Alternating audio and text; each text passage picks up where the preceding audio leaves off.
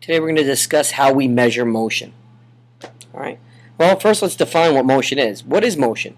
Motion is a change in position during a specific amount of time. So a change in position during a specific amount of time.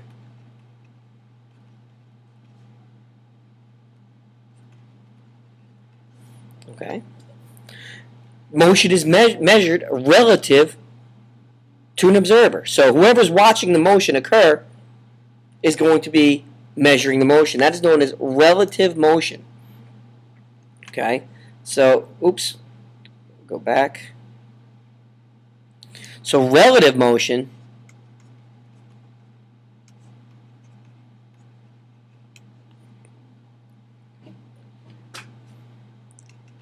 is motion from the point of view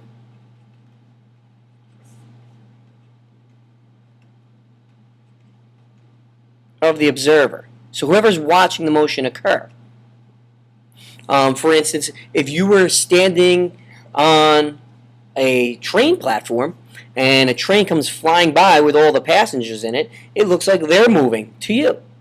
But from the passenger's point of view, if I'm sitting inside the train and I look out the window, it looks like all of these train platforms and these trees and these objects are moving in the opposite direction of me because I'm sitting still.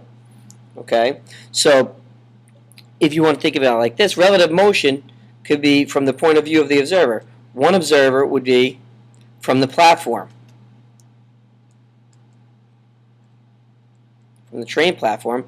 The other position would be from the train, from the passenger on the train.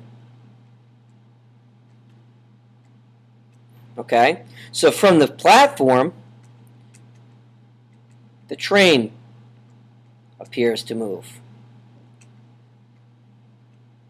Okay? And from the passenger on the train, the platform appears to move. And that's what we describe as relative motion. Okay. And you'll see here we have this train. So for all the folks sitting here in the train, they're sitting still.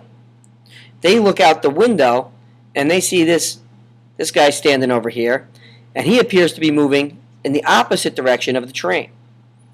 If they look out the other window and these two trains are going the same speed, they would look like there's no relative motion because they'd be sitting next to each other. You may have experienced this if you're sitting in the parking lot and you're just sitting in your car gazing out the window, and all of a sudden the car next to you, you feel like you think your car's moving, but it's really just the car next to you backing out of the parking spot. So you feel like you're moving forward. You're like, whoa! You see, if you were driving, you would slam on the brakes. So in order to describe motion or realize that motion is occurring, it's all relative to the observer. So for this guy standing here, the train is moving, okay, to the right.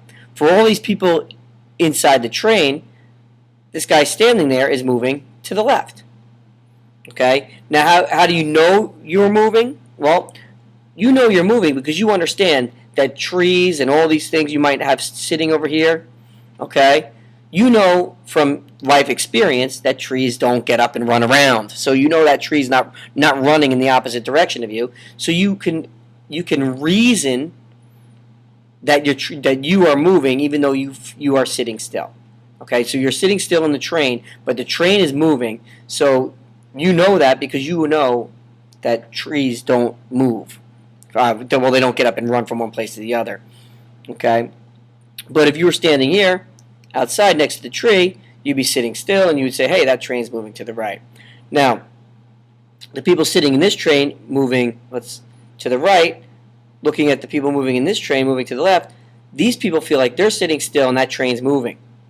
These people in the train moving to the left feel like they're sitting still and the other train's moving.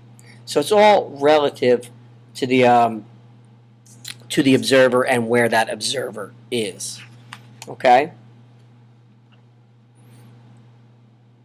So just real quickly again, motion is a change in position over a specific amount of time. Okay? And we'll discuss how measuring that amount of change in that specific time is something we call speed or velocity if you give it a direction. Okay? And relative motion is relative to whoever is watching the motion occur. Okay?